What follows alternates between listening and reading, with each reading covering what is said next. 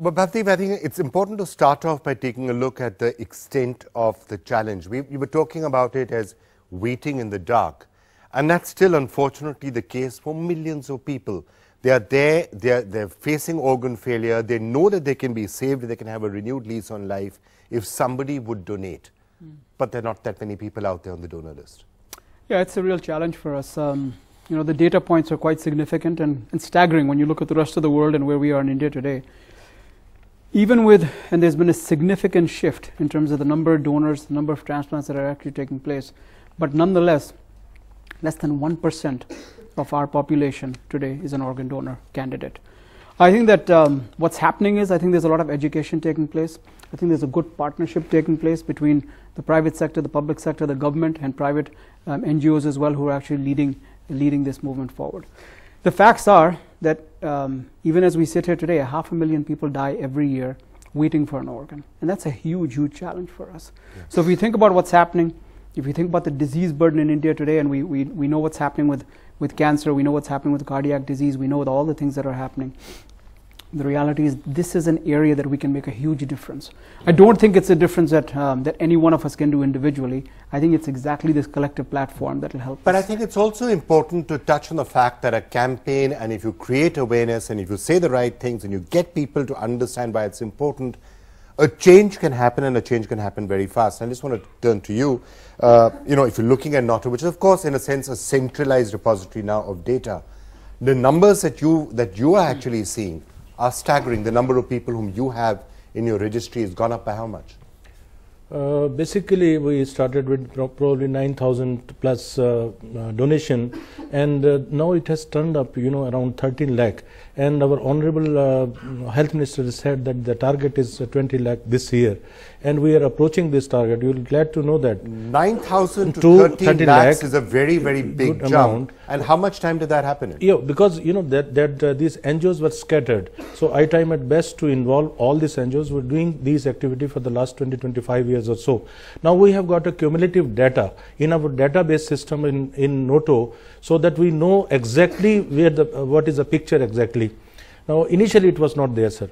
Now even you will be surprised to know that the 20,000 BSF people have had you know, pledges, and they are every month they are sending us, you know, around 500 plus pledges from those. They're saving the life of you know, us also. The people are aware now. We are doing it, you know, because we got a lot of myth and misconception and other things, religions, right, and all that. Despite the fact that the people are coming in a big way to for awareness also. Pallavi, you and other NGOs who are working in the field, I mean, this is a centralization of that data, so in a sense it helps to have that list of people. But are you also seeing a lot more people now starting to come forward, starting to realize why it is so important, how you can change people's lives? Definitely, there has been a significant increase both in terms of sign-ups and in terms of donations. I mean, if you look at 2012, we had only about 200 donors, and last year we had close to 800 donors. So you know, I feel we are in the right direction, both in terms of people who are pledging and for people who are actually going ahead and taking this decision. So fair to say perhaps that it's that we are still at a very low base, but yes, at least things are starting to move moving in the right direction. Yeah. So I just want to come to you, because you're of course really the pioneer in this field, and you're the person who's perhaps done more work in this entire area than anyone else whom I can think of. When it comes to the new technologies that are coming up, like what you are pioneering in, being able to keep organs for a slightly longer period of time, it's happening elsewhere. Australia, other countries have been able to do it. What sort of a difference does that happen? Because it's one thing is to have a donor and to get the organ, it then has to be got in time to the recipient, and that's a key issue. The challenge in the organs with which we work, in the heart and the lungs, is that they are not very forgiving of what we call ischemic times. That means they have to be implanted within 4 hours or 6 hours in the case of a lung after the organ is donated. And now what we see is, at least in our state of Tamil Nadu, organs are being donated in smaller towns. So it's one thing for an organ to be donated, nothing to shift it to a center where transplant takes place. And the infrastructure, the social infrastructure in terms of flights or helicopters is not as widely prevalent. The other thing is, traditionally we've always stored these organs in cold ice.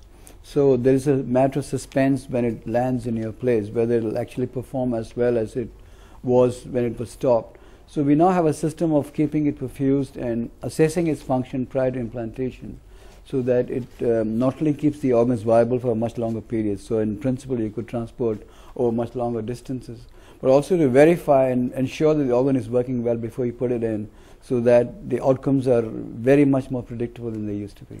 Right.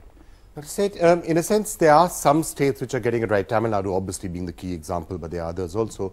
What are the sort of lessons that the rest of the country needs to learn? What are they doing correctly, which therefore others should pick up on and saying, well, we need to learn from that? You know, now not just Tamil Nadu, we have examples in smaller cities, non-metro cities. Indore, we started with Jaipur, we have Indore, we have Pune, and so many coming up like that. So basically, what we have to realize is that organ donation doesn't happen on its own. You need a combination of factors. The first thing that is required is leadership. Somebody in a senior position has to communicate to everyone the importance of organ donation. Whether it is a hospital or a city or a state, it has to come from the top. It has to be infectious. Everybody has to understand the need for it. Once that happens, the stakeholders tend to fall into place. And the most important people in this entire scene are the critical care teams. The critical care people throughout the country have to take ownership of the organ donation program. And organ donation has to be a routine part of end-of-life care. The family must realize that their loved one got the best possible care in the world. Despite that, that person did not survive, and then the teams approach them about organ donation. Right. I think it's important to take that a little forward, because there are myths, there are reasons why is it that everyone is not signing up and saying, I want to be an organ donor. It is partly because some of the myths and that we've been trying very hard to dispel, like, is it going to be a cost for the donor to be somehow coming out and making the donation? Are they not going to get adequate care because the hospital has got an interest in giving the donation? These are some of the myths. They're wrong, but they're myths. And it's important to set these at rest, I think.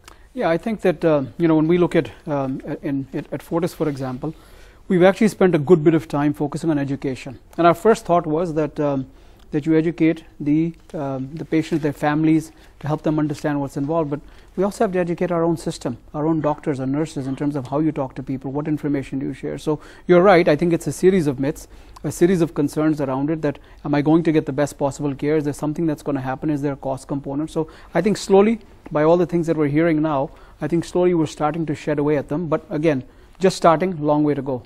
What are the major questions that you're asked when you're trying to tell someone you should sign up to be an organ donor? What do you hear? Why do people say, I don't want to do it? So in all the time that I've spent speaking to groups of people, whether it's a public awareness talk or sitting across a family who's just lost a loved one and I'm talking to them about organ donation, their concerns are very real. Who is going to get the organ? What stake does this hospital have? Are they going to misuse the organs?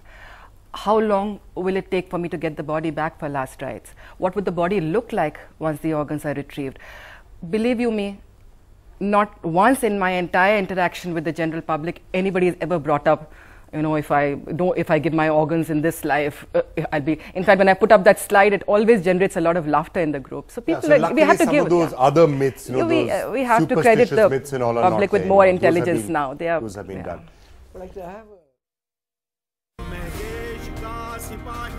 मुझे देने का अभिमान देता हूँ अपनी जवानी देता हूँ अपने प्राण